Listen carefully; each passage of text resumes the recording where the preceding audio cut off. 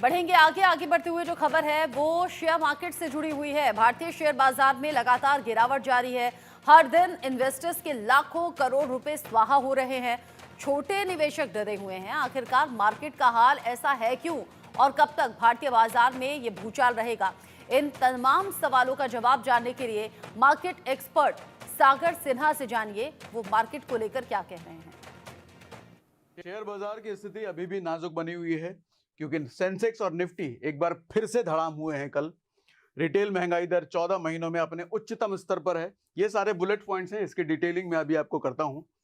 रुपया कितना गिरेगा जरा ये भी हम जानेंगे और कंपनियों के Q2 रिजल्ट्स कितने निराश कर रहे हैं, क्यों, वो उस पर भी बात करेंगे। देशी निवेशकों पर बाजार पर कितना भरोसा है, जरा इसके बारे में भी बात करेंगे। सबसे पहले ये आपको दिखा देता हूं कि कल निफ्टी 257 पॉइंट लगभग यानी कि 1% से ज्यादा कल टूट चुका है। यही हाल सेंसेक्स का भी रहा है। सेंसेक्स भी 1% से ज्यादा यानी कि 820 पॉइंट से ज्यादा कल सेंसेक्स भी टूट चुका है। इसमें इंपॉर्टेंट बात यह है कि निफ्टी मिड कैप और स्मॉल कैप दोनों 1% और 1.3% टूट चुका है। बेसिकली इस साल 25% तक का रिटर्न देने वाले निफ्टी स्मॉल कैप और मिड कैप पर अभी बहुत ज्यादा प्रेशर है क्योंकि 25% रिटर्न देना यानी कि ओवर एक्सपेक्टेड परफॉर्म किया है इन्होंने। और इस वक्त जो गिरावट का माहौल है बहुत इन पर प्रेशर है कि कैसा परफॉर्म करेंगे। साथ ही एफएमसीजी और ऑटो सेक्टर की कंपनियों में भारी गिरावट है क्योंकि इनके Q2 रिजल्ट भी खराब आए हैं, वो उस पर हम आगे बात करेंगे।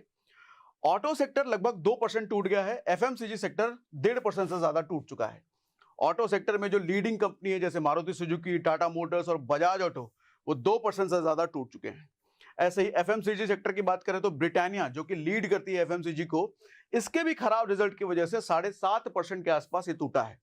अच्छा, ब्रिटानिया जैसी कंपनी में 7.5% की गिरावट का मतलब है कि शायद लोगों ने बिस्किट खाने बंद कर दिए हैं या फिर कम किए हैं।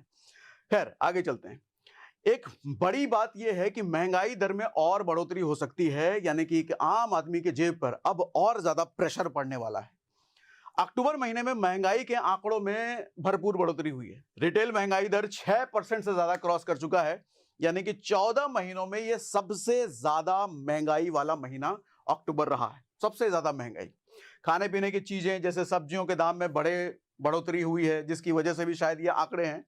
और फूड इन्फ्लेशन की बात करें तो 9% से ज्यादा यानी कि खाने पीने की चीजों में महंगाई 9% से ज्यादा है। ठीक है, महंगाई दर बढ़ने पर आरबीआई रेपो और रिवर्स रेपो रेट में बदलाव जल्दी कर सकती है क्योंकि अगले महीने दिसंबर में आरबीआई की मॉनेटरी पॉलिसी कमेटी की मीटिंग भी है। अब जरा ये समझते हैं कि रुपया कितना परेशान करने वाला है क्योंकि रुपया दर दिन ब दिन कमजोर होता जा रहा है। क्यों कमजोर हो जा रहा है? डॉलर के सामने रुपया इन दिनों लगातार गिर रहा है। अच्छा, एक बात यह भी है कि डोनाल्ड ट्रंप के आने के बाद डॉलर और ज्यादा मजबूत हुआ है। अच्छा, जैसे डॉलर ज्यादा मजबूत हुआ है, रुपए में गिरावट उतनी तेजी से हुआ है। इतना ही नहीं, एसबीआई ने अपनी एक रिपोर्ट में भी कह दिया है कि ट्रंप के कार्यकाल में रुपया और ज्यादा टूट सकता है यानी कि महंगाई और ज्यादा बढ़ सकती है यानी कि आम आदमी की जेबों पर और ज्यादा प्रेशर आ सकता है। और मजबूत डॉलर हमारे देश की अर्थव्यवस्था के लिए अच्छे नहीं है, ये नेगेटिव करता है और महंगाई पर इसका असर लगातार पड़ ही रहा है। लेकिन इसका एक्सपोर्ट करने वाली कंपनियों पर अच्छा असर पड़ सकता है। ठीक है, Q2 के खराब नतीजे से बाजार पर एक बड़ा असर भी हुआ है जैसा हमने स्टार्टिंग में बात करा था।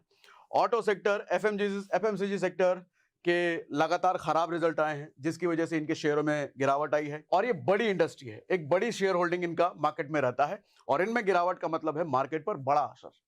ऐसे ही एशियन पेंट की अगर हम बात करें तो एशियन पेंट मुनाफे में 47% की कमी देखी गई है इनके मुनाफे में। एशियन पेंट के बारे में खास बात सुनना, 2007 से लेकर 2024 तक एशियन पेंट के स्टॉक ने सिर्फ 3 बार नेगेटिव रिटर्न दिए हैं और इस बार ये चौथा होने जा रहा है। ध्यान देना मेरी बात पर, 2008 की मंदी में भी, 2020 के कोविड में भी एशियन पेंट के स्टॉक ने पॉजिटिव रिटर्न दिया है। लेकिन इस बार पिछले सोमवार को हमने देखा कि 52 वीक हाई से 27% स्टॉक गिरा हुआ है। और इसके साथ ही रिसेंटली लिस्ट हुई हुंडई मोटर्स ने भी कुछ खास परफॉर्म नहीं किया है, इनके भी नतीजे खराब ही हैं। कंपनी के प्रॉफिट और रेवेन्यू दोनों में अच्छी खासी कमी देखने को मिली है। अच्छा, अब सबसे जरूरी बात, इतना नेगेटिव माहौल होने के बावजूद भी देसी निवेशक का भरोसा बाजार पर लगातार बना हुआ है। जहां एक तरफ एफआईआई लगातार बेच रही है वहीं डीआईआई लगातार खरीद रहे हैं। अच्छा, उसमें सबसे बड़ा जरिया, एक बड़ा जरिया मार्केट की पॉजिटिविटी का एसआईपी है, एसआईपी और म्यूचुअल फंड है। अक्टूबर 2024 में 16 लाख से ज्यादा एसआईपी इस इन्वेस्टमेंट आए हैं मार्केट में, 16 लाख से ज्यादा।